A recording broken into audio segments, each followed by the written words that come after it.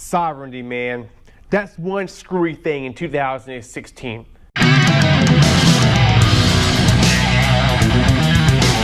So today I want to talk to you about one particular sovereignty issue that you might have heard about a little bit in the news, and that is China's dispute with the South China Sea. Right now it is vying for power in that region with at least 5 other countries, all of which have overlapping claims in the region. Who gets to control the place? It all boils down to what sovereignty is. And in order to understand what's going down in the South China Sea and who should have the right over that area, we got to understand what sovereignty is. What are we talking about? Sovereignty is going to be anyone's ability to govern the people that live in the land within the boundary controlled by a government. More or less, that's what we're talking about. So when we look at sovereignty, and we talk about it back in the Middle Ages, for example, France could control France and could control French people within if it had the force of a military behind it. So even further back at the Roman Empire, your Roman Empire extended to the frontier lands to the north, which it kind of, it was no border. I mean, you look at a map of the Roman Empire and you think, wow, this is where it stops, this is where it starts. But really, that area on the northern end around Gaul or in the German areas where the Germanic tribes lived, this area was basically a lawless place where Germanic people stay away from them and Romans stay away because they didn't have the power to defend within that territory. And so the Roman Empire was as it was on a map, just simply based on the fact that that's where they had the ability to control and enforce their rules and their power. Today, sovereignty takes on a different look and feel altogether. You've got some nations like the Vatican, which is just a small city-state more or less inside of Italy that has sovereignty under the leadership of the Pope. But they don't have a military ability to protect themselves if someone like the United States wanted to take it over.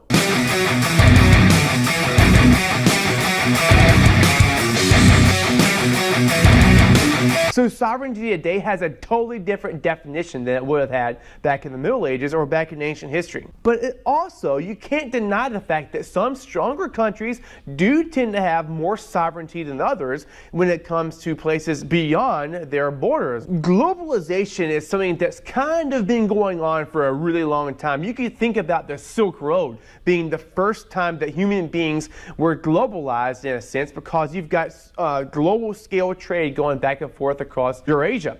But what you really start to see in the 1950s is a new form of globalization. A globalization where people are interconnected in ways that we've never seen before because of technology, because of trade, alliances, you name it. But mainly because of the capitalism, the way that people go about doing trade today. So the United States may be heavily invested in things that happen in the South China Sea for a trade standpoint because, well, a huge amount of the trade in the world goes through that area, with those areas like the Asian tigers, for example, doing a huge amount of manufacturing in that region. A lot of stuff that we buy from Amazon or eBay goes through there on big shipping barges. And it's not just us that's concerned, but also places in Europe as well. Globalization puts us in competition with other people over resources that we need in order to run ourselves and our lives effectively, such as natural gas or such as oil that we use to power our vehicles and live our lifestyle. So since we are so heavily invested in these global issues, what happens when something threatens that, like the Syrian civil war? We are heavily invested in issues that take place in the Middle East due to our dependence upon oil and also our alliances and our geopolitical motivations, which are also economic motivations in that region. Russia is also very, very closely tied to the region because of proximity and also because of the fact that they depend on these ports that they use in Syria, which they have an alliance with, and they don't want to see the Assad regime fall. And so Russia and the United States both have conflicting interests in that region, and that's the reason why it would seem as though they are fighting a proxy war with the Syrians having to pick up and clean up the mess. Now here's the question you might be asking is that, well, why won't one side relent? Let the Syrians have their country back, or let them do what they're going to do. Let Russia have it. Let the United States have it. Why do we continue to fight? Sovereignty. We don't want to be weak when it comes to our ability to push our motives and our agenda on other countries, which directly might benefit us and our allies. But on the flip side of this, if we don't, then we're giving Russia and China or Iran the abilities to go in and control these things as they see fit, which later on is going to be in direct conflict, perhaps, with our interests. It all comes back to questions of sovereignty. The United Nations, recognizing that there were going to be issues having to do with globalization and sovereignty and questions of sovereignty in the future, held the United Nations Conventions on the Law of the Sea. Sometimes you'll hear this referred to as the Treaty of the Law of the Sea or whatever it might be, but they established a set of guidelines or international laws that more or less explain who gets what when it comes to territory on the open sea. And most overwhelmingly, there's an emphasis on three things I think that most human geography students really need to know. Maybe more, but certainly three things that stand out when you look at these issues of sovereignty. And that is, one, international waters. You can't control the middle of the Atlantic Ocean, or you can't control areas that aren't close to any other country.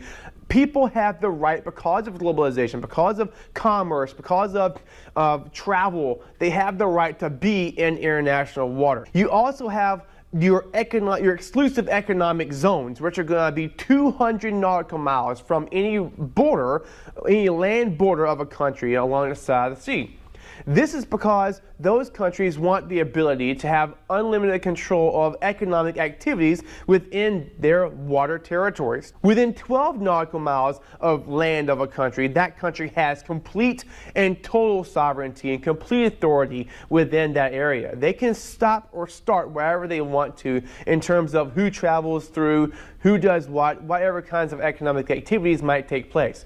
Now, here are the big three things that you want to think about when tackling the issue of the South China Sea and all the territorial disputes centered on it. Let's talk about China's sovereignty. Going way back in history, when you're looking at, for example, even some of your earliest dynasties, they used to consider themselves in China to be the center of the world. Heaven literally would shine down upon China, quite unlike it would in other places, which is the reason why the emperor would have been seen as a direct line to the gods or to heaven or whatever it is. And they even believed in this mandate of heaven, which would give legitimacy to the office of the emperor. So with them being literally the center of the world, all the areas on the outside of China was under their dominion. They wanted to dominate those regions, and this mindset persisted throughout much of Chinese history. You hear about the tribute system that would have gone on during the times of Zheng He, the great admiral in charge of the treasure fleets of China, where they would actually go through and in order to dominate and control what's going on in the South China Sea or the areas of the Asian Pacific, they would give tons of treasure to you in exchange for your homage or for you to present yourself to the emperor in some humiliating kowtow ritual, which meant that China is better than you are, but we're going to get rich because we serve China. In the same way, China today is trying to assert its dominance over the weaker countries in the Asian Pacific, which is not very unlike what the United States has done, in Latin America in some ways, starting with the Monroe Doctrine. Nevertheless, China takes a very, very conservative right-wing approach when it comes to trying to retain sovereignty and what sovereignty actually is and what it means to them. Part of the reason is because within their boundaries on land, they have many different territorial disputes with separatist movements like Tibet, for example, other territories in the West, as well as probably the most glaring example being Taiwan and Hong Kong. These places are both technically considered by the Chinese to be part of China, but they run themselves in a completely different manner and different way. And the people in those areas, they don't want to be part of mainland China. By the way, the Taiwanese people actually think that they are China, and that goes back to the Chinese Civil War, where the communists came on top and the people of the Republic of China moved to the island of Taiwan, where they still officially refer to themselves as the Republic of China. If China takes a weaker approach to the South China Sea and gives in to the demands of lesser countries because of their maybe weaker militaries or weaker economies or weaker ability to dominate that region, then what they're doing is they may be adding fuel to these separatist movements, or saying, hey, if China is so weak when it comes to what they're doing in the South China Sea, then maybe we have a chance of getting our own autonomous and sovereign state of Tibet. The Chinese are taking a very, very hardline approach to dominating that area. The Spratly Islands, which are a set of islands like an archipelago right there kind of in the center of the South China Sea, has enough space for the Chinese to go in and build airstrips. And so they've done this, which again kind of gets the Philippines and Japan, for example, to think, well, mainly the Philippines in this case, to think that, hey, China's going to be trying to dominate this area. That might be a threat to our interests in the South China Sea. And not only that, but within the laws of the sea, a lot of the area they're trying to dominate within the South China Sea, or trying to say is theirs or claim, is going to overlap with what is internationally decided to be Philippine territory. And there are other states as well, like Vietnam. They're also going through these disagreements with China, who says the entire South China Sea belongs to them. Now, in order to further validate their claims in the South China Sea, the Chinese have literally started dredging up islands. They're dredging up dirt and soil from deep inside the ocean and creating their own islands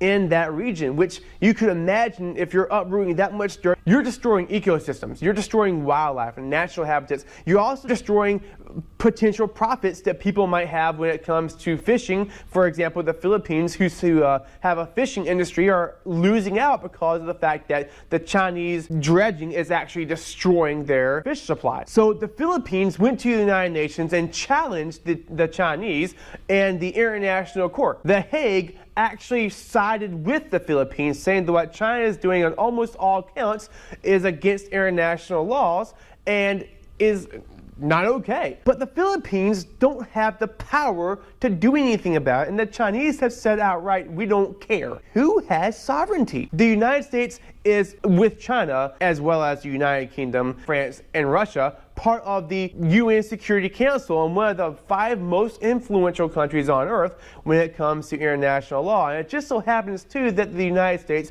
is the world's most powerful country and one of the largest economies, has one of the largest global presences on earth, and our allies are the Philippines and Japan, both of which who've kind of appealed, mainly the Philippines, to the United States for a little bit of help here with dealing with the big bully China. The United States feels like this is a direct violation against the sovereignty of the Philippines and thus is going to bat for them. China says the Philippines are in direct violation of their sovereignty over the region. So again, the lack of understanding of a definition of sovereignty comes into play. Does the United States have any business there? Do they have sovereignty in the region? Should they work on behalf of the Philippines to help protect their sovereignty? Should the Chinese have sovereignty on account of the fact that they are the strongest country in the region? Why do you think? Leave your thoughts in the comments and watch the news. Let's see what happens of this and see if anything comes to fruition. Nevertheless, one of the biggest questions of sovereignty in the world today is, right now, the South China Sea. So I hope you liked the video. If you want to know more about AP Human Geography and World History, subscribe to Professor Dustin, and I'll see you next time. I hope you'll tell somebody about me.